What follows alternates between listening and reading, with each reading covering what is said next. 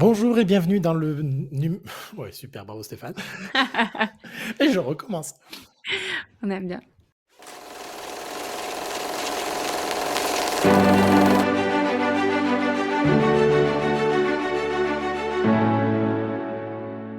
Bonjour et bienvenue dans le 4e épisode de The Spectators, le podcast. Bonjour Mélanie. Bonjour Stéphane. Ah là là, qu'est-ce qu'on a eu comme mois de janvier? Un beau début d'année, hein. Ah bah, carrément, Franchement 2024, commence sur les chapeaux de et roue. que ce soit du côté du cinéma que et séries, parce que franchement, on a Ouais, été gâtés, quoi. oui. Donc qu'est-ce qu'on va faire? On va se faire un petit débrief de ce mois de janvier qui vient de s'écouler on va parler surtout de la grosse sortie du mois et là, je suis vraiment très content parce que Mélanie a enfin aimé un film de Yorgos Lanthimos. On Ouais, va parler donc de Pauvres c'est un oui, événement. c'est ça, on va parler de Pauvres créatures, qui est au cinéma depuis la mi-janvier. On fera un petit tour du côté des séries pour parler de Master of the Air, qui vient d'arriver sur Apple TV+, la nouvelle production donc de Spielberg, et Tom Hanks. Je sais qu'on avait parlé des noms, mais on va éviter de les prononcer pour éviter d'avoir une groupie avec moi. Et puis et puis après, tu nous donneras non, tu nous donneras ton avis sur La Zone d'intérêt, que tu es la seule à avoir vu en un je ne sais plus où d'ailleurs, je ne sais plus pourquoi. Au festival de Ah Dinard, oui, c'était à festival du Dinard, film voilà, c'est vrai, oui. britannique. Voilà, on touchera aussi un mot de Fellow Travelers qui vient d'arriver sur, Canal+ et après on s'attaquera aux sorties du mois de février et là aussi, je crois qu'on l'avait dit la dernière fois dans le dernier numéro, mais on a un sacré programme aussi qui nous attend, quoi. Et donc, du côté des sorties de février, donc juste pour vous faire un peu saliver d'avance, du côté des séries, on a Avatar: The Last Airbender, donc le dernier maître de l'air, l'adaptation donc du live du cinéma, n'importe quoi, du dessin animé et évidemment Mmh. Dune partie 2. Voilà, Rien que ça. rien que ça, comme tu dis. Bon allez, avant de parler de février, donc, faisons un petit retour sur le mois de janvier et on va commencer donc avec, juste, bah, le gros morceau quoi, Pauvres créatures. Est-ce que c'est déjà le meilleur film de 2024? Ce à quoi je réponds: «Non». Bah, écoute, Parce que Dune arrive en février. Bon bref, ouais. blague à part, Pauvres créatures de Yorgos Lanthimos, absolument fantastique. Déjà, tous les retours nous Ah présageaient oui, un film exceptionnel et notamment avec, là, plus récemment, les cérémonies des Golden Globes où il a quand même raflé, meilleur film comédie et Emma Stone qui a raflé aussi, meilleure actrice, complètement méritée et clairement. le film était déjà sorti, il y a un moment aux États-Unis et on l'attendait en France et il est arrivé enfin et donc Pauvres créatures, c'est quoi? C'est du Yorgos Lanthimos tout craché, hein, mais ça reste quand même son film le plus Ouais accessible, et je suis tout le à fait plus d'accord, grand ouais, public. clairement, ouais. Plus grand public, ouais. Donc on a, un casting formidable. Il y a Willem Dafoe en un peu le parallèle, Docteur Frankenstein, qui, va, faire revivre sa créature, donc interprétée par Emma Stone, en lui donnant le cerveau de son enfant, décédé.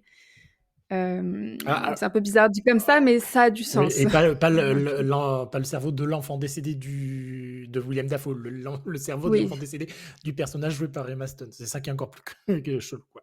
voilà, c'est ça. Et il y a aussi, Mark Ruffalo qui est absolument exceptionnel.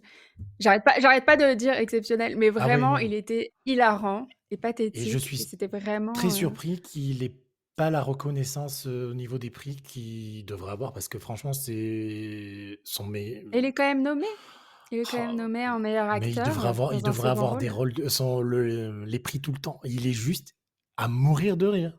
Il est à mourir Ouais, de il rire. était vraiment, vraiment, vraiment très, très drôle et ça lui allait tellement bien et et donc voilà, c'est du pur, Lanthimos avec des visuels complètement fous, une mise en scène alors, pour la mise en scène, il est un petit peu trop dans la démonstration parfois quand même.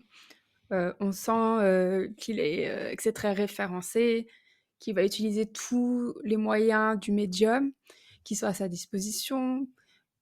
Mais, d'un point de vue aussi scénario, je trouve que, c'est aussi, assez c'est un mélange de scénario intelligent, mais en même temps pas très subtil. C'est paradoxal, mais c'est vrai Je trouve pas que subtil. c'est quand même non, c'est bien in your face, hein. Ah ouais, mais je pense mais il y a quand même quelque chose de par derrière cette, non-subtilité de façade. Pour moi, c'est que de la façade parce que si tu creuses un petit peu, il y a quand même, une certaine réflexion, que ce soit même philosophique, qui est en creux, qui est pas forcément visible. Ah bah, moi je trouve qu'elle est très Ah visible. Enfin, ouais? on comprend très vite que, bon voilà, il fait complètement cette caricature et J'aurais dit critique, satire moi. des hommes, tout Ah satire, ouais, oui, OK. des hommes, qui les tournent en ridicule, en dérision et puis aussi, enfin, pas tous les hommes du film, parce qu'il fait quand même différents portraits. Il y a Mmh. aussi, la figure paternelle donc de Willem Dafoe, qui est aimante. Il y a aussi, son apprenti, heu, Je vais pas Rami, ouais. McCandless, ouais, qui, lui est pareil, la représentation de l'homme, gentil, dévoué, Compréhensif. Ouais, compréhensif, voilà, c'est ça, on est d'accord. Ouais. compréhensif, ouais. Donc voilà, vraiment c'est, une aventure folle, complètement barrée.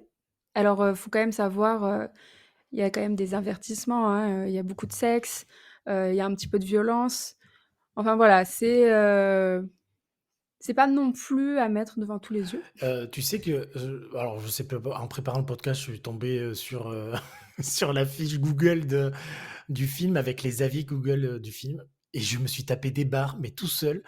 Donc déjà, en fait, ça se divise en 2, c'est soit 5 étoiles, soit 1 étoile et dans Ouais. les 1 étoile, c'est: «Ah mais non, mais j'y suis allé avec mon enfant, il y avait trop de scènes de sexe, on nous a pas prévenus, la bande annonce, ça nous a menti» et cetera et puis le film, c'est vraiment très crétin.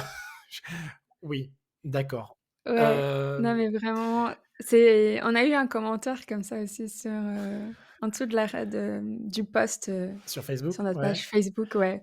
Quelqu'un qui a dit, vraiment, il y a zéro avertissement, alors j'emmènerai pas Mais mes c'est ça, enfants, mais je lui demanderai: et c'est «Renseignez-vous avant d'aller voilà, voir un c'est film ça quand et même». non mais, enfin moi je trouve ça alors je sais pas si c'est un certain puritanisme de la part enfin, des spectateurs ou ça veut dire quelque chose ou pas, ou c'est juste nous, j'allais dire on est trop habitués aux scènes de sexe, mais non, c'est pas juste être trop habitué.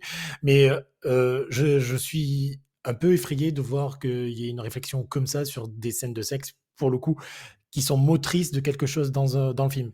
Pour le coup, elles sont pas gratuites. Ah et puis bien sûr et puis après il y a aussi, à aucun moment, le film est marketé, tout public en Non, fait. oui aussi, mais bon ça c'est un autre, c'est un autre débat. Ouais, je Do et d'ailleurs, justement, en parlant de ces scènes de sexe, tout ça, il y a aussi, bah, le côté que le personnage d'Emma Stone, donc Bella Baxter, qui s'inscrit donc comme cet exemple d'émancipation, de liberté, d'intelligence. Donc il y a un propos quand même féministe dans le film ouais, qui est, heu, qui est assez fort et qui vient un peu contrebalancer avec le Barbie de l'année dernière. qui tous les 2 travaillent dans le bon sens, hein. Il y en a pas un qui va contre l'autre non plus, quoi. Non, non, bien Voilà. sûr. Hem, alors juste, moi, j'ai adoré. Bon, je le savais, hein, on va pas Mmh. se mentir, Tu avais un petit peu peur quand mais même. voilà, comme, oui, que j'allais le dire, en fait, au moment où le film est enfin sorti et où j'aurais pu aller me précipiter à la première séance, comme je voulais le faire depuis, belle lurette, j'ai eu une petite frayeur d'être déçu. Bon, c'est vrai qu'avec tous les retours, tout, extatiques, enfin tous les prix, voilà, je me suis dit au dernier moment: «Putain, si j'aime pas, qu'est-ce qui va se passer, quoi? Est-ce que ma vie est finie? Est-ce que je vais devoir renier Mmh. l'Antimos?» Voilà. Tu sais les On se grandes questions méfie du coup. existentielles. Hem, bon, j'ai mis une semaine à y aller, et j'y suis allé un jeudi soir, mais genre, 19h30 et déjà d'une, j'ai été surpris et au bout d'une semaine, la salle était pleine à craquer, sachant que c'était pas une petite salle, dans le multiplex où je suis allé à Toulouse là. Donc déjà, bravo. 2, il y a des Tu vois, tu as dit déjà d'une, donc heu, elle est pas grande, ouais, toi. qu'est-ce que j'allais dire après? Mince, ouais, j'étais surpris. Il y a des gens qui sont sortis en plein milieu du film. Ça aussi, ça faisait très longtemps que j'avais pas vu des gens sortir, mais il y en a une dame, elle est sortie vraiment en colère. Elle a dit: «Ah, c'est pas possible, c'est pas possible». Bon, OK, fais pas chier tout le monde, mais bon, voilà. Et Ah oui, quand ouais, même. ouais et de 3, j'ai adoré donc cette satire philosophique, voilà et j'ai retrouvé, Ce que je te disais juste avant, pour moi, c'était du Candide voltairien, quoi. Enfin, j'ai retrouvé tout Voltaire et Candide dans cette aventure de Bella. Et disons que ce livre m'avait marqué quand j'étais jeune, et je pense que ce Mmh. film me marquera aussi. Et je suis très content de voir qu'il y a un public qui répond présent, et que c'est Oui, aussi le film, comme on disait, le plus accessible de Lantimos, et que tout en étant complètement fou. et sans renier ce qu'il a fait avant, hein, parce que Mmh. ce qu'il a fait, et j'espère que les gens aujourd'hui qui tombent en amour devant ce pauvre créature iront voir The Lobster ou La Favorite, ou les autres, enfin les autres, quoi. Enfin, Lantimos mérite d'être découvert, parce qu'il raconte des choses, il le fait avec une certaine radicalité qui est quand même assez rafraîchissante quand même dans le cinéma, quoi. Donc c'est un réalisateur à suivre, et j'espère qu'il fera encore de très belles choses par derrière, quoi. Donc moi j'étais fan, et j'en serai encore plus fan, quoi. Voilà. Surtout qu'il vient de trouver son actrice, fétiche, Emma Stone. Ouais. Donc après, je sais pas, je me demande s'il y a pas un autre projet déjà d'annoncer, tous les 2. Et je sais pas, ouais. Peut-être que je confonds, je sais plus. Mais bon, juste pour, rebondir sur, ce qu'on disait au tout début, heu, moi j'aime pas particulièrement son cinéma, mais j'ai quand même aimé, Mes amours du cerf sacré, Ouais. et c'est pas parce qu'il y a Barry Keoghan dedans. Bon, allez, ben tiens, tu vas nous servir de transition, c'est très bien. C'est beau? Ouais, c'est ça. À moins qu'on ait fini avec. On a fini avec Pauvre créature. Oui, je pense qu'on a fait le tour. De toute façon, on peut juste que Oui. vous recommander d'aller le voir, le film, de lire la critique de Mélanie sur le site. Et si vous avez été choqué par les scènes de sexe, je veux bien que vous veniez nous expliquer pourquoi et comment. Et voilà. Parce que franchement, je suis curieux. Donc, en parlant de Barry Keoghan, donc on va sauter du côté des séries. On va aller voir la nouvelle production de Spielberg et Tom Hanks, pourquoi je dis Spielberg, genre c'est mon pote, de Steven Spielberg et de Tom Hanks. Mmh. Donc Masters of the Air, voilà, je vais mettre les S au bon endroit, qui vient d'arriver donc sur Apple TV+, dont les 2 premiers épisodes ont été diffusés, et ça fait partie de la trilogie où ils nous racontent la Seconde Guerre mondiale, après Band of Brothers and the Pacific. Alors là, juste pour le fun, un petit coup de vieux, Band of Brothers, c'est 2001. Voilà, allez, voilà, ça c'est fait. Euh... Ça date. Ouais, non, mais m'en parle même pas. Et The Pacific? The Pacific, ça doit être, je sais plus, je crois que c'est 2006 ou un truc comme ça. Il faudrait vérifier. Donc, Tu es un puits de ouais, science, c'est c'est merveilleux. ça? Non, non, parce que tu m'as fait douter. Qu'est-ce que j'allais dire? Oui, donc Master of the Earth, Mélanie, je t'ai un peu forcé. Bon, sans trop de difficulté parce qu'il y avait Barry dedans, donc Non, mais de toute façon, c'était sur ma ouais, ben liste. voilà. Ben voilà. Ah, Donc alors j'aurais regardé précision, quoi qu'il c'est arrive. 2010, voilà. Et pour The Pacific, voilà. The Pacific. Mmh. Donc Barry Keoghan, Austin Butler, oui, je sais Austin pas pourquoi Butler, j'ai ouais. hésité. Euh, Mais surtout Callum Turner. voilà, Monsieur Dua Lipa, je vais l'appeler comme ça maintenant tant qu'il est toujours avec Madame Dua Lipa.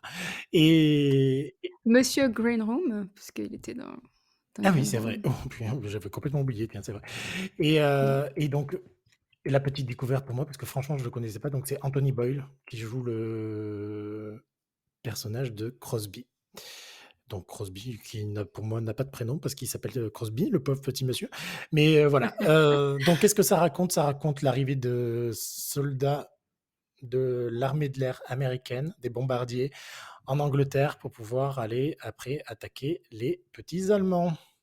C'est Sauf ça. que les Anglais se sont réservés le beau rôle, et ils vont aller balancer des bombes la nuit quand c'est plus difficile d'être d'être vu dans le ciel. Et les Américains, eux, eh ben, ils se tapent la journée. Donc pour l'instant, ça a l'air un peu compliqué d'aller bombarder les Allemands. Donc voilà, Mélanie, ces 2 premiers épisodes de la série là, écrite par John Orloff et produite par Spielberg et Hanks, qu'est-ce que tu en dis? Alors, c'est pas mal. Je trouve qu'il y a un bon prémisse. Je dirais pas que j'ai été autant emballée que j'aurais souhaité. Ouais, Hem Et ça, je suis un peu, voilà, je sais pas trop. J'attends de voir comment ça va se développer, mais pour moi, il va falloir que ça vraiment que ça se déclenche dans le troisième. Hem, Maintenant, et voilà, ils installent, l'histoire, heu, il y a quand même une bonne dynamique entre les acteurs. Mais j'ai trouvé que l'épisode 1 et l'épisode 2 se ressemblaient un petit peu. Oui, bah, après je pense que c'est normal parce que ça va être leur quotidien, quoi, enfin, tu montes dans ton avion, tu vas balancer une Oui, bombe, tu te fais bombarder en retour, oui, tu rentres non, à la oui, c'est maison ça. et hop, c'est reparti. Oui, c'est ça, mais dans ce cas-là, il faudrait que la série trouve un voilà, un moyen Oui, de pas faire, que ce soit pas redondant et bah, surtout par que rapport à ça. Parce que si c'est, une mission, un épisode d'une mission, à voir. Mais bon, je m'attends quand même à ce qu'il y ait des répercussions et qu'à un moment donné, il y a une mission qui va prendre le dessus peut-être et s'étaler sur plusieurs épisodes. Il va bah, certainement y avoir des péripéties, je pense, je ne mais sais pas, on voilà. verra. C'est pas franchement, c'est quand même un bon début. Oui, je suis d'accord. J'ai été, bon, il m'a fallu, la première mission, dans les airs, au-dessus de l'Allemagne pour pouvoir, être complètement embarqué, donc c'est-à-dire vers le dernier tiers du premier épisode, Mmh. parce que bon, tu me diras, c'est peut-être, ça fait longtemps que donc je n'ai pas vu Band of Brothers que j'ai suivi en live, donc voilà, mais l'optimisme et les Américains souriants au début, j'ai failli très vite lâcher. Je me suis dit: «S'ils sont comme ça pendant tout l'épisode, ça va pas enfin pendant toute la série, ça va pas être possible». Heureusement, la réalité les rattrape assez vite et les personnages arrivent à quand même à évoluer et à je sais pas, le personnage de tu vois, le Dustin Butler, quand il se Ouais. confronte à ce qu'il attend vraiment, heu, on voit que quand même il y a quelque chose qui se passe et là ça prend les tripes, quoi. J'ai pensé tout de suite en voyant la 1re séquence, au film Pearl Harbor de Michael Bay, avec ce côté un peu Ouais, niais, beh, des Américains, tout ça. Mais après effectivement ça évolue. Austin Butler, je trouve que c'est pas non plus non. le meilleur pour Non, l'instant. non, non, que clairement, moi, le Mmh. Anthony Boyle, là, qui joue donc Crosby et qui est, j'allais dire, un peu mis en avant dans le premier épisode et dans le deuxième Qui est très malade. et ouais, qui a la malchance d'être, malade, dans les airs et donc il vomit tout le temps. Puis c'est le comic relief aussi. Oui et il est heureusement qu'il est là.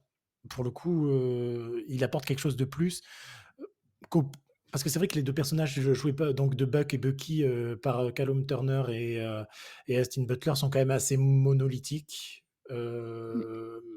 et bon, c'est pas disons que c'est pas eux qui vont me faire tenir jusqu'à la fin de la saison, quoi. Oui, heureusement il y a l'accent irlandais irrésistible de Ah! Barry Ah beh, Keoghan. bah, tu vois, beh, moi je trouve que, bah, c'est le personnage que j'aime le moins. Non, mais j'en étais sûre. De toute façon, on peut pas être d'accord. Ouais. C'est pas Non, possible. c'est vrai, mais ouais, Enfin, on peut pas être d'accord sur tout. Mais vraiment, je trouve qu'il a pas non plus eu les scènes, les plus évidentes. vraiment très Ouais, non, c'est intéressantes. vrai, on est d'accord.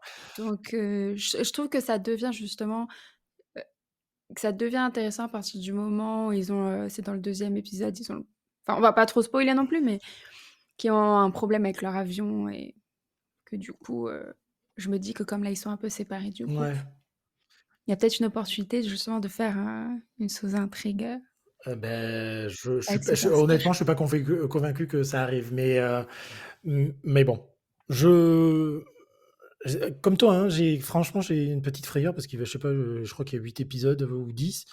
Ça risque d'être Je crois que c'est ça 8. risque d'être un peu, ouais, un peu redondant sur la forme, quoi. Bon, après, tu me diras, c'est peut-être le problème, mais j'ai lu une interview du créateur, là, John Orloff, qui se disait qu'en effet, tourner une série sur des pilotes dans les airs, tu as beaucoup de problèmes. C'est d'un, ils portent tout le temps le masque, donc des fois, c'est compliqué de les entendre. Donc en fait, tu obligé ils le font enlever le masque dans l'avion, pour parler, pour que ça se voit, pour que ce soit photogénique et que, beh, en Mmh. fait, c'est des avions et que,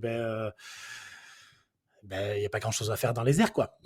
Donc surtout qu'ils Non, ont bien donc sûr, c'est un c'est peu sûr, compliqué. mais Mais après et le fait que, beh, faire des scènes d'avion qui soient à peu près jolies et où tu dépenses pas des fortunes dans les effets spéciaux, ben, c'est un peu compliqué, quoi. Donc d'ailleurs, j'ai une petite récrimination sur la photo dans les airs que je trouve un peu dégueulasse. mmh. Mais bon, après ça, c'est peut-être juste moi qui suis un petit peu chiant, quoi. Voilà. Il y en aura Bon, 9. bah voilà. Ben, franchement, je sais pas trop ce qu'ils vont raconter sur les 7 autres. On fera un débrief à la fin du mois prochain, mais Ouais. Après, c'est vrai qu'il y a aussi, avec les fictions sur la guerre, comme, les personnages là, se ressemblent un peu tous. ouais, C'est vrai qu'il faut aussi un moment d'adaptation et de commencer à reconnaître qui est qui. oui, Et c'est vrai que c'est pas toujours évident, d'autant plus, bah, comme tu disais, dans l'avion, voilà. Et oui, non, et dans l'avion, oui, quand ils portent tous leur masque, il y a des fois, heureusement que pour le coup, Barry Keoghan, on arrive à le reconnaître avec ses yeux, mais c'est des oui. fois, c'est un peu compliqué. Voilà, en effet, je suis d'accord. Bon, juste, alors sur notre petit programme des débriefs, du mois de janvier, je vais juste donner deux trois mots sur, Expat aussi, la série de Prime Video avec Nicole Kidman qui vient de revenir. Non, pardon, qui vient d'arriver, mais c'est Nicole Kidman qui revient encore dans une série, donc ça j'aime beaucoup. Donc c'est une, création de Lulu Wang, qui avait fait The Farewell. C'est Mmh. vraiment très, très bien. On a eu 2 épisodes pour l'instant et Nicole Kidman, rayonne, quoi. Bah, à chaque fois qu'elle est dans une série, de toute façon Nicole Kidman, rayonne, mais que ce soit bon ou mauvais, mais c'est pas grave. Mais en tout cas, elle vit une véritable renaissance sur le petit écran et franchement, elle a bien Mmh. raison de s'offrir les meilleurs rôles, qu'elle puisse trouver. Donc, ça franchement, c'est chapeau. Et juste une info, tu as pas regardé, hein, Expat? Non. Expat? Non. Mmh. OK, C'est c'est sûr? sur Prime Video et Heu, donc tu voulais dire la chaîne ou enfin la plateforme? Ah oui, ouais, oui, d'accord, OK. non, pour pouvoir la regarder en Voilà, France. c'est juste après, juste, 2 mots, c'est, la vie de femmes expatriées à ouais, c'est pas Singapour en plus, c'est Hong Kong et en fait, il y a eu un enfant qui a disparu et voilà, sauf que la vie de ces 3 femmes-là est un peu bouleversée donc il y a des choses qui vont se passer mais on ne sait pas forcément encore trop quoi. Donc voilà. Juste une info donc en passant, elles ont Nicole Kidman et Reese Witherspoon ont enfin confirmé qu'elles s'attaquaient à la saison 3 de Big Little Lies. Donc tout est en chantier, elles travaillent sur l'histoire, elles font Mmh. les machins et sauf qu'elles ont décidé maintenant à partir de maintenant de ne plus rien dire le temps que tout se fasse. Donc à surveiller prochainement une arrivée de la saison 3 de Big Little Lies sur HBO. Euh, Autre série, là aussi, j'ai juste deux mots, histoire de vous allécher. C'est True Detective Night Country, disponible sur le Pass Warner sur Prime Video. Donc, c'est la saison 4 de True Detective et qui a beaucoup de liens avec la saison 1. Voilà. Donc, en tête d'affiche, c'est. Retour aux Ouais. sources. Oui, oui, surtout même si c'est pas du tout le même endroit, c'est pas du tout la Louisiane, c'est l'Alaska perdu au fin fond du cercle polaire. Donc en tête. Mais j'ai vu que, c'était du même niveau, au niveau de la Ah ouais, qualité, même niveau que la saison 1, donc c'est pour ça que j'ai ah dit ouais, ouais, non, retour mais aux moi je sources. suis, franchement, je suis à fond dedans. Donc c'est avec Jodie Foster et la catcheuse, non pas catcheuse, la boxeuse Kali Reis, qui est une actrice autochtone. Donc ça c'est encore mieux. Donc parce que ça aborde donc le sujet des femmes qui se font violenter, qui disparaissent toujours. Voilà, les femmes autochtones qui disparaissent toujours et qui se font violenter et qui meurent et dont en fait le monde se contrefout. Donc ça, pour le coup, ça a un lien aussi avec ce qui était raconté la série Alaska Daily, que j'avais critiqué sur The Spectators. C'est plus ou moins le même sujet. C'était une femme, enfin plusieurs femmes autochtones qui avaient disparu, qui avaient été assassinées. Et donc tu avais Hilary Swank qui arrivait dans un journal pour enquêter là-dessus. Donc voilà. Donc c'est un sujet qui est vraiment au cœur de l'actualité, que ce soit au Mmh. Canada et aux États-Unis. C'est très fort, c'est très prenant. Il y a un petit côté fantastique qui est vraiment pas désagréable du tout. Donc il y a des retours avec la saison 1, mais bon, enfin, même si tu as pas vu la saison 1, comme je te disais tout à l'heure, en fait, si j'avais pas lu l'article, j'aurais jamais rien vu, donc voilà, bon, c'est pas grave. Et l'enquête est suffisamment prenante sur les 3 premiers épisodes. Donc il en reste encore 3 et franchement, il me tarde de les voir. Euh, Donc ça, c'est vraiment, sur ma Ouais liste, et prochainement ben là. voilà et donc on va rester dans le grand froid polaire et tu vas nous dire juste un petit mot sur enfin juste un petit, enfin tu vas nous donner plusieurs mots sur le Cercle des Neiges. Voilà, Le Cercle des Neiges, donc le nouveau film de Juan Antonio Bayona, qui est arrivé tout début janvier, le 4 si je me trompe pas sur Netflix. Donc c'est, l'un des films, présents dans la catégorie film international aux Oscars. Donc c'est vraiment, du très, très grand Bayona, hein. Donc là, il nous livre un il nous livre un survival éprouvant, sur, ce fait divers absolument terrible, que qui serait impensable s'il n'était pas vrai. Ce crash, d'un avion uruguayen dans la cordillère des Andes qui a fait, ils étaient, 45, je crois, à peu près, et il y a eu, 16 survivants qui ils ont dû survivre, à cau enfin, à cause ou grâce, si on peut dire ça comme ça, de cannibalisme. Et c'est un film qui avait déjà eu, une adaptation dans, Les Survivants de Frank C'est Marshall. le film qui a une adaptation ou c'est le fait divers qui a une adaptation? Pardon, oui, Ah Le Fait ouais, OK. divers. Donc ce fait divers qui a déjà été, adapté au cinéma, dans Les Survivants de Frank Marshall. Donc c'était, basé sur, le livre, d'un Britannique, et ici, du coup, Le Cercle des Neiges est inspiré donc, d'un autre livre, d'un, journaliste. OK. Heu et du coup, c'est également le fait divers qui a inspiré, la série, Yellow Jackets, Ouais. qui est plus récente, qui était, sur, Sur un crash d'avion avec une équipe de joueuses, de foot, enfin de softball, de voilà, foot de jeunes filles, ouais. ouais, tout à fait. Et parce qu'évidemment donc, dans la vraie histoire donc, racontée dans Le Cercle des Neiges, c'est une équipe de rugby qui était, présente dans l'avion. Et pour faire la transition donc avec, un autre film international présent aux Oscars, nous avons La Zone d'intérêt de Jonathan Glazer, qui est donc le grand prix du dernier festival de Cannes et qui est, aussi glacial que Le Cercle des Neiges, en fait. Sauf qu'il se déroule en été. Et pas du tout au même, au même moment et au même endroit. Non, ouais, non, pas du tout. La Zone d'intérêt donc, est sortie en France le 31 janvier, donc un peu après tout le monde. C'est le film choc de Cannes, c'est un film expérimental. Alors, il faut savoir que Jonathan Glazer est le réalisateur de Under the Skin. Ouais. Pour ceux qui savent, Under the Skin est un film, pour le coup, vraiment expérimental avec Scarlett Johansson, heu, difficilement abordable, et La Zone d'intérêt donc, n'est pas non plus, hem, aussi difficile que, Under the Skin. Mais c'est quand même assez particulier, et je pense que le film va, fasciner autant qu'il va agacer. Un peu co Pour, un peu comme Pauvre créature au final, quoi. Enfin, c'est du cinéma, mais du cinéma qui est là pour gratter un petit peu, quoi. Oui, et oui, sur oui, la oui. forme qui dénote de tout ce qu'on peut voir, enfin pas j'allais dire pas que forcément des blockbusters, mais du cinéma traditionnel parce que ça demande quand même une certaine, j'imagine concentration et accepter que ce que on te projette sur l'écran, ça peut être dérangeant, visuellement, quoi. Ouais. OK.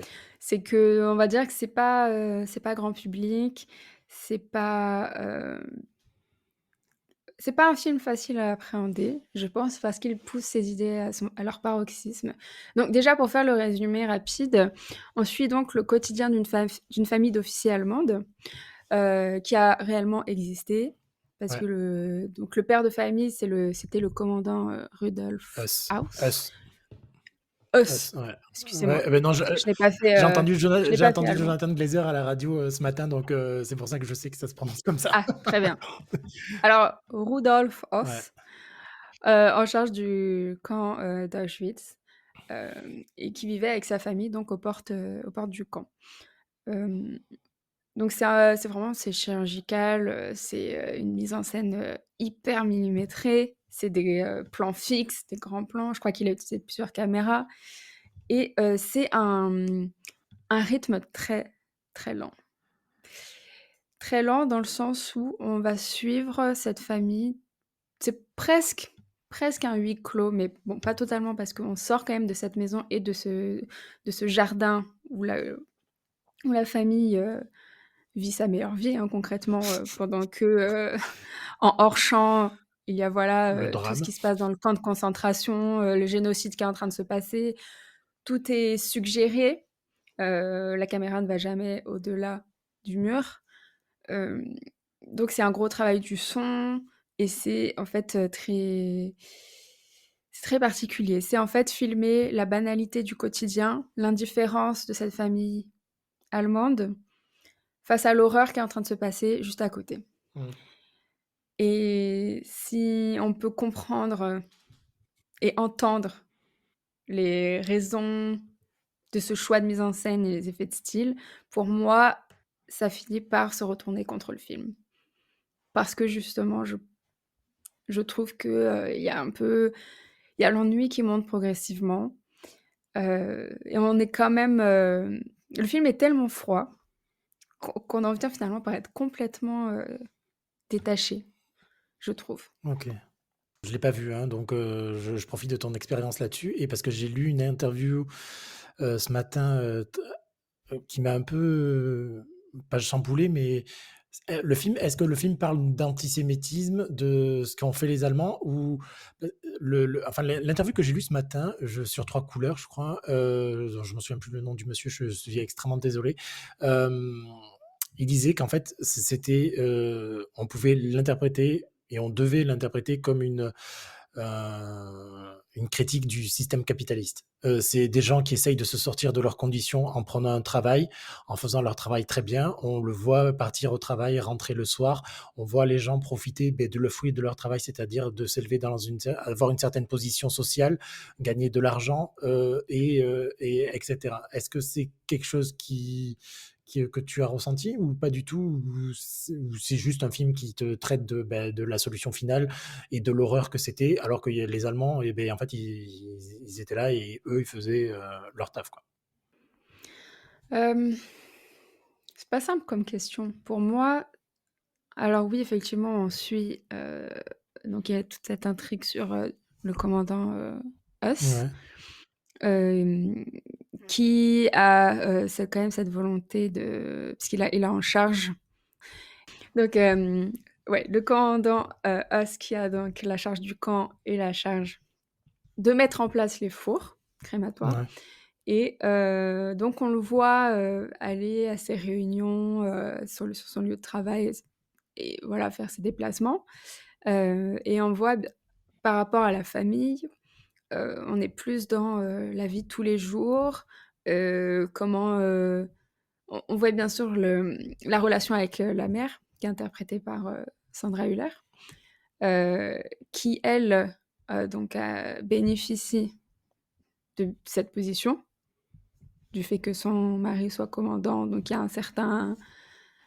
heu, je dis un certain luxe, mais je ne sais pas si c'est le mot adapté, mais heu, conditions ouais, sociales ouais, ouais, évidemment et tout est très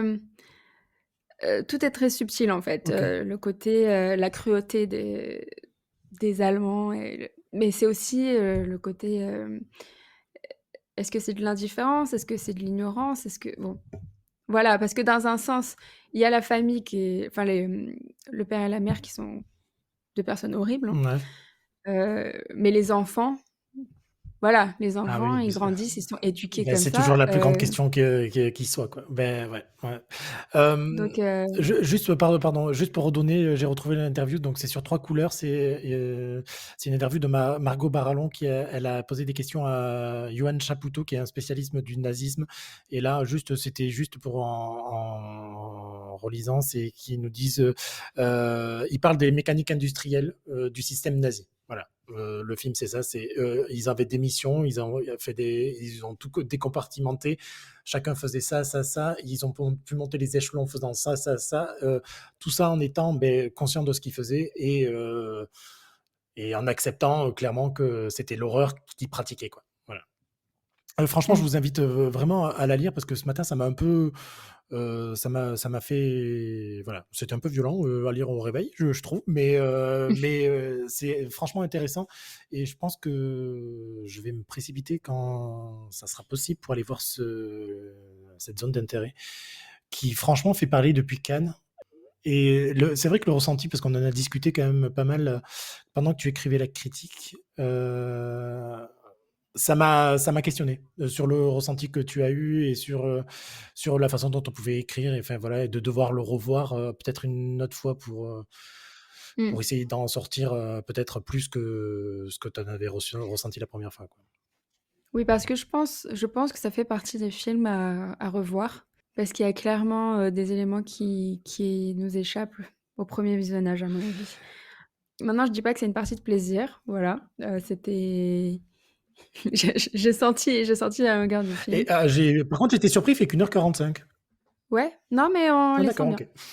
Mais en toute objectivité, voilà, esthétiquement, enfin, dans, la mise en scène, c'est bluffant, ce qu'il arrive à accomplir. Heu, mais voilà, pour moi, tout est poussé tellement, il va tellement à fond dans ses idées. C'est comme, c'est Ouais, maniaque. ouais, ouais. C'est maniaque, ouais, c'est mécanique, effectivement, mécanique, maniaque. Voilà, il disait, quand il a été présenté en avant-première, donc au festival du film britannique de Dinard, c'est, heu, une personne de Back Film qui distribue le film qui est venue nous en parler et il disait que le jardin dans lequel se passent quand même pas mal de scènes, du film, ce jardin, il a été, travaillé de bout en bout. Enfin, il y a pas une feuille, une fleur qui est fausse. Donc voilà, il a vraiment Ouais. été, dans tous les, il a vraiment travaillé tous les détails de son film avec une précision et qui est assez folle, hein. J'ai juste une petite question, parce que bon, donc tu es la seule à avoir vu le film de nous 2.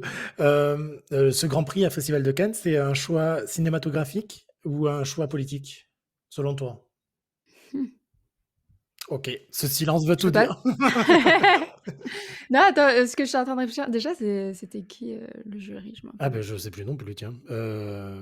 Mais ouais. Ah oui, c'est une bonne question. Je viens de on vient de se poser des pièges, tu vois? OK. Ah oui, Ruben Ah Östlund. oui! Ah oui, putain, oui, c'est vrai. Oui, Ah ouais, ah oui, mais voilà. c'est très bizarre alors. Paul Dano, Brie Larson. C'est vrai qu'il y avait Paul Dano. Ah là là. Choix politique ou choix cinématographique parce que est-ce que c'est une expérience, cinématographique? Et c'est ça qui Ah peut bah, oui, ça c'est une ouais. expérience, oui, Mais est-ce que c'est ça qu'on a voulu récompenser complètement. ou c'était parce que, bah, ça racontait des choses qui sont nécessaires encore de raconter aujourd'hui, quoi? Peut-être les 2. Sûrement les 2, hein, peut-être, hein, je sais pas. Mais je te dirai. Je suis clairement pour, le côté expérience cinématographique. OK. En fait, je suis curieuse parce que toute la critique a adoré. Ouais. Je suis curieuse d'avoir, l'avis du public, en fait. Quelqu'un qui va être intéressé par le sujet, mais qui va, peut-être être moins habitué à voir ce genre de film. Ah oui. Donc Heu, c'est-à-dire que tu veux pas mon avis, quoi? mais bien sûr que je veux Oui, non, ton non, avis. je rigolais. Voilà, quelqu'un qui va, 5 fois au cinéma par an et qui va se dire: «OK, c'est un film qui m'intéresse pour telle ou telle est-ce que c'est raison». celui-ci qui choisirait d'aller voir? C'est ça aussi la question, tu vois?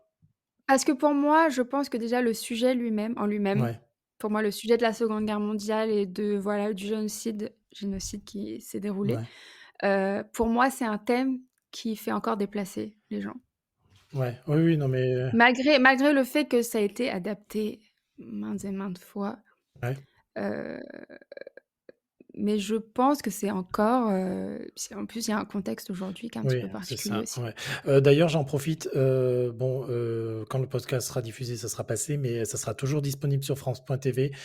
France 2 rediffuse dans son intégralité, donc c'est-à-dire qu'il y a plus de 10 heures, Shoah de Claude Lanzmann, et il sera dispo, je crois, pendant très longtemps sur la plateforme. Donc, regardez la zone d'intérêt et après allez vous voir ou revoir. Faites attention à petite dose, hein, quand même, Shoah de Claude Lanzmann sur France.tv, quoi. Donc voilà. On va essayer de terminer ce tour de mois de janvier avec une petite note un peu plus positive. Un petit peu, hein, en mentionnant la série Fellow Travelers qui vient d'arriver sur Canal+. C'est série de Ron Niswaner, j'espère avoir prononcé son nom plus ou moins correctement, avec Jonathan Bailey et Matt Bomer. Donc ça suit l'histoire d'amour entre deux hommes qui travaillent à Washington DC. Alors, j'allais dire, histoire d'amour, oui, enfin, oui et non. Entre les années 50 et les années 80 parce que bon, ça ils se déchirent un petit peu, quoi. Donc, j'ai lu Péripéties sentimentales tout à l'heure et ça m'a fait rire, mais en fait, c'est pas faux. Voilà, et tout ça donc avec le contexte du macartisme, la chasse aux gays, dans le gouvernement, enfin bon, partout, voilà. L'arrivée du sida, et cetera. Donc c'est un drame historique porté par, un duo.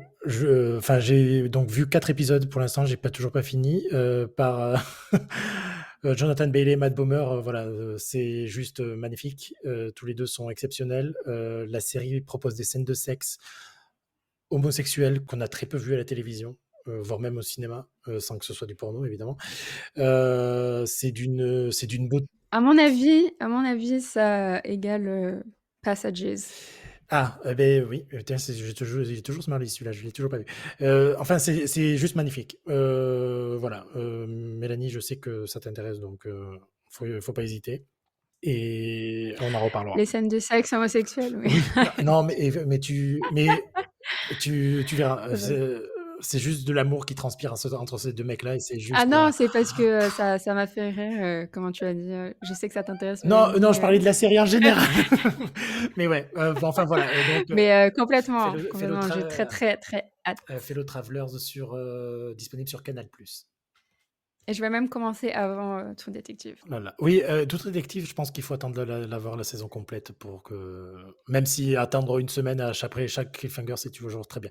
Bon, enfin bon, on s'en fiche. Voilà, donc là, c'était le gros tour de tout ce qu'on a vu en janvier. Donc il y avait quand même beaucoup de choses. La zone d'intérêt, on recommande vivement, pour l'expérience, pour que vous veniez nous raconter comment vous l'avez vécu, pour qu'on puisse, en discuter, sur tous les réseaux sociaux, hein, évidemment, n'hésitez pas. Hem Et Pauvres créatures, et Pauvre allez le Crâne, voir. toujours, et découvrez la filmographie de Yorgos Lanthimos, s'il vous plaît, voilà. Hem, Maintenant les sorties du mois de février, bon allez, je vais te do je vais te donner le gros morceau. Vas-y, parle-nous de Dune et dis-nous quand est-ce que ça sort et pourquoi c'est le meilleur film de 2024 après Pauvre créature? Avant, bah, voilà, Dune deuxième partie, ça y est, il arrive Voilà. enfin, comme vous l'aurez certainement compris, voilà, je suis, complètement obsédée par, les films de Denis Villeneuve et Dune, partie 1 était, absolument incroyable. Donc là, cette deuxième partie qui se fait attendre puisque nous avons eu la grève d'Hollywood, l'année Ouais. dernière. Donc la grève des scénaristes et des acteurs qui a poussé Warner donc à décaler la sortie de la deuxième partie. Donc ça veut dire que Dune 2 n'est pas éligible aux cérémonies de cette année. C'est pas grave, il y sera l'année prochaine. Bah, j'espère quand même, parce que surtout, il avait gagné les prix techniques pour le 1, et je me suis dit que pour le 2, il pourrait faire petite récompense finale. Hop, Une petite, meilleure réalisation de Villeneuve. non, meilleure actrice, Enfin, bref. Zendaya. Parce que Oui, bien sûr. Bah, j'espère qu'elle aura plus de temps oui, d'écran parce que que dans voilà, la oui, a partie 1. priori, la bande-annonce, déjà, elle a plus de temps dans la bande-annonce que dans le premier film. Mais bon, enfin bon. Ah, mais j'ai pas vu la Ah ben, bande-annonce. j'attendais au cinéma et j'ai vu la bande-annonce. Voilà. Ah, ah, mais moi, je ferme les Ah yeux, oui, mais là, même au j'avais pas trop cinéma, le hein. choix. Mais on va voir des gros verres et ça, c'est trop bien. Voilà. Chut, faut pas Ah, t'as pas dire. vu l'affiche Alors, ignoble? Mais si, il est sur l'affiche ignoble ah aussi. si l'affiche, ah oui, l'affiche ignoble, ça par contre, Voilà. passons donc 28 février et une semaine après mon anniversaire, voilà. Donc Ah oui, quel mais beau c'était cadeau, toujours sur j'ai la envie de sortie de dire. Dune, pardon, j'y étais pas. Ok, 28 février, oui. Oui, oui, oui, parce que Warner et Denis se sont dit, «Bon, Mélanie a trop attendu. on va le sortir pour son anniversaire», voilà. Donc blague à part, ma plus grosse attente 2024, personnellement, et elle arrive déjà en février. Oh là là, Voilà, ton année va être on est triste. Oh prêt. là là. Euh, Mais pas du tout, je vais pouvoir le revoir jusqu'en Ouais, décembre non, c'est vrai aussi. et hop, Ouais, c'est vrai. Et hop, dans le classement, on te met, numéro voilà, 1. c'est ça. Alors, je vais juste mentionner deux petites séries entre-temps. Donc, le 1er février, il y a Nude qui sort sur Prime Video, série française qui a de Andrea Bescon. Alors, je vais citer les autres personnes. Donc, il y a Sylvie Vered, oui, c'est ça, Vered et Lucie Borletot. Donc, Andrea Bascon, c'est celle qui avait réalisé le film Les Chatouilles, où elle parlait d'agression Très sexuelle, voilà, difficile. qui était vraiment un film exceptionnel. Et c'était d'ailleurs, inspiré de sa Oui, propre, voilà, c'est ça. Et, heu donc là, j'ai lu une petite interview d'elle et qui disait que, beh, pendant la préparation du film Les Chatouilles, elle s'est un peu intéressée, elle a eu des discussions avec les jeunes d'aujourd'hui et cetera, et elle a découvert donc, que beaucoup s'échangeaient des nudes. Et donc, d'où la série aujourd'hui, qui arrive, où on va raconter l'histoire de 3 personnes. Victor qui est accusé d'avoir, partagé, une vidéo, de gens qui étaient en plein débat. Une fille qui, voit les nudes qu'elle a partagées être, utilisées contre elle comme pour du revenge porn, et une autre jeune, je me souviens plus ce que j'ai vu dans la bande annonce, c'est très con, qui le fait et qui se fait attraper par sa mère, je crois. Donc voilà, donc ça va tourner autour de ce sujet-là. La bande annonce est vraiment plutôt très, très bien. C'est assez pop, c'est assez coloré, et les acteurs ont l'air vraiment exceptionnels. Donc, Nude arrive le 1er février sur Prime Video. Autre grosse attente de Prime Video, le 2 février, c'est Mr. et Mrs. Smith avec Donald Glover et Maya Erskine. Donc, alors je sais jamais si c'est l'adaptation du film ou si c'est l'adaptation de l'ancienne série. Donc voilà. En tout cas, c'est un couple marié qui aime pas, qui s'aime plus trop et qui va se bastonner. Bon, a priori, on sait à quoi s'attendre. Mais bon, voilà, ça arrive. Autre film dont tu devrais nous parler, c'est Sleep. Oui, alors, Sleep de Jason Yu, qui est donc, l'ancien assistant directeur de Bong Joon-ho, avec qui il a travaillé sur, Okja, et que nous avons eu l'honneur d'interviewer. Ben, c'est bien. Donc, restez à l'affût, l'interview, donc c'était en table ronde avec d'autres médias, devrait sortir, mi-février, parce que le film est attendu dans les salles le 21, Pour ton anniversaire, donc. pour mon anniversaire. Voilà, c'est le moment de le redire, de le répéter.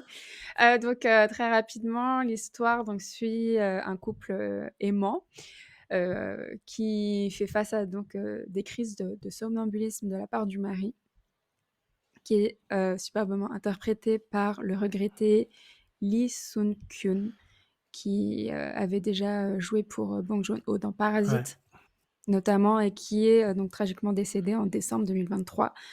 Donc, Oui, forcément. sachant qu'on peut le dire, hein, c'est un suicide, et il a été Mmh. plus ou moins poussé au suicide parce qu'il y avait une cabale un peu contre lui de la part des journalistes et de l'État, parce qu'il avait consommé un peu de drogue. Enfin bon, voilà. Bon, et ça fait tout un problème en Corée du Sud, et il y a Bong Joon-ho qui est en train de mener un combat contre le traitement médiatique Mmh. Réservé, enfin notamment. déjà dire des idoles, même si c'est pas vraiment un idole, mais des acteurs et de la tenue que devraient avoir les acteurs coréens au plan international. Donc voilà. Bon, enfin bon, en ce moment c'est très compliqué du côté de la Corée du Sud de ce côté-là, quoi. Bon, enfin voilà.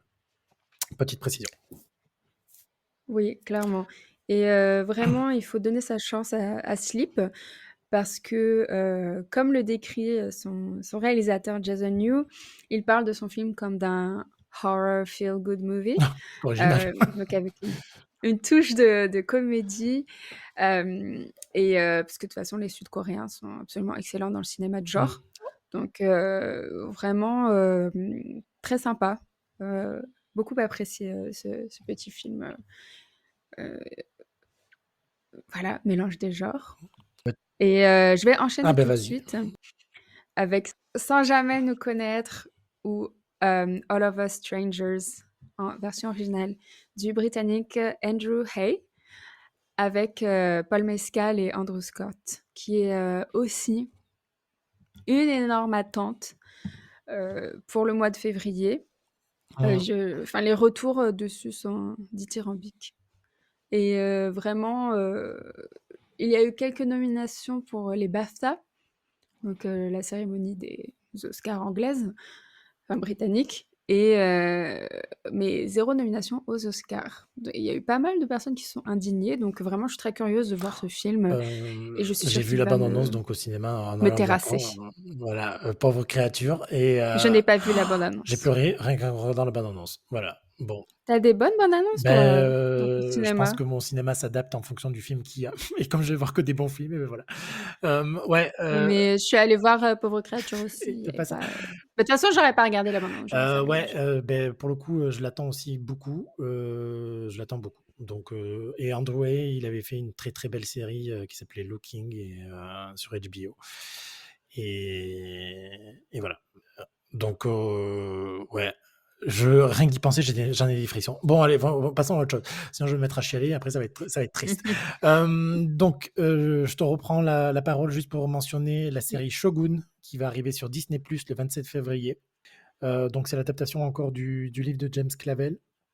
Il y avait déjà eu un film, donc bon, c'est un homme blanc qui arrive au Japon et qui va foutre le bordel, voilà. Je vais pas trop en dire. J'ai vu la bande-annonce, dedans, il y a Anne Sawai qui jouait l'un des premiers rôles de Monarch, la série donc que j'ai critiquée là sur The Spectator il y a pas longtemps. Heu, Allez la voir, ouais, allez la lire. ouais et Anne Sawai, je l'aime beaucoup donc là, je vais foncer et Shogun a l'air très bien et c'est je sais pas si c'est original ou pas, mais en ce moment, je terminais la série Blue Eye Samurai sur Netflix, qui est un dessin animé aussi, que ça raconte plus ou moins la même chose. Donc, et je crois avoir reconnu aussi la ville d'Edo dans la série Shogun, qui est donc du live action. Donc voilà, donc bon, enfin bon, c'est très original, donc c'est très drôle. Voilà, je me suis tapé des barres tout seul en regardant la bande-annonce hier soir. Voilà. Du côté des attentes du cinéma, alors, c'est moi, hein, c'est moi qui les ai mis dans la liste. Tu me diras si c'est toi ou pas pareil. Il y a La Bête de Bertrand Bonello, donc film de SF par Complètement. Bertrand Bonello, donc oui, je signe où, qui sort le 7 février Ouais, complètement, et moi j'aime beaucoup ah son ouais, bah, moi cinéma aussi, donc clairement. Et après on a le fameux Dali de Quentin Dupieux. ouais! Refais-le s'il te plaît. Dali! Non, en plus, je suis sûr, je devrais mettre l'accent sur le i parce que mais bon, c'est pas grave, je le mets au mauvais endroit. Donc, le Quintet du Pieux qui sort aussi le 7 février. Voilà et a priori, c'est un très, très gros cru de Dupieux. Est-ce que Dupieux peut s'arrêter de faire des très gros crus? Je crois qu'il est sur une très, très bonne lancée depuis un petit moment quand même, hein. Ah non, pardon. Moi c'est comme, Lanthimos, voilà, j'ai aimé son film le plus accessible, Yannick, Ouais. et Oui, parce que tu je pas vu sais pas. Fumer fait tousser? Ben Non, voilà, ben en fait, je me suis trompé, je me dis qu'il était sur bonne lancée et en fait avant, Yannick qui avait fumé fait tousser. Ah non, il y en avait un autre avant. Oh ouais, non, mais il en fait trop, il en fait 2 par an, il me saoule. Voilà, OK. ça va Ah vite, oui, non, ouais. mais ça va très vite. Sachant qu'il met, je crois, la dernière fois, il a mis, 24 jours pour tourner un film, donc voilà quoi. Bon, enfin bon, c'est pas grave et là, la plus grosse attente du côté des séries, c'est Avatar: Le Dernier Maître de l'Air, qui arrive sur Netflix le 22 février. Waouh! Ça fait des années qu'on l'attend, même si je sais que les showrunners de la série animée, se sont barrés entre-temps. On a vu les premières images enfin et franchement, il y a de quoi être convaincu.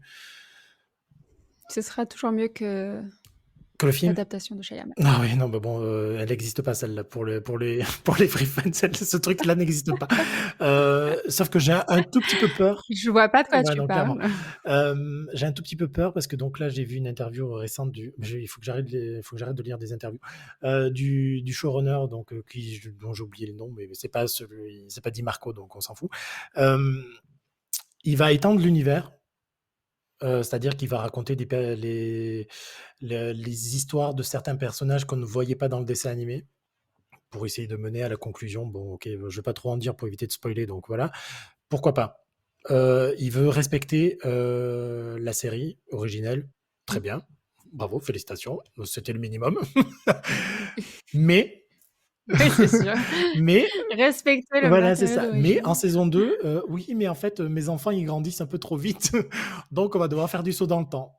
Donc ouais, mais me dis pas que tu vas être fidèle si tu fais du saut dans le temps et qu'après ça va tout changer. Donc bon, heu je vais pas m'emballer, ça n'a pas été renouvelé encore officiellement. On va laisser la série arriver. On va Oui. découvrir Avatar saison 1, Avatar, le dernier maître de l'air, parce que sinon, tout le monde va croire qu'il y a une série Avatar et ça va être différent. Et ils vont être tous surpris, les gens.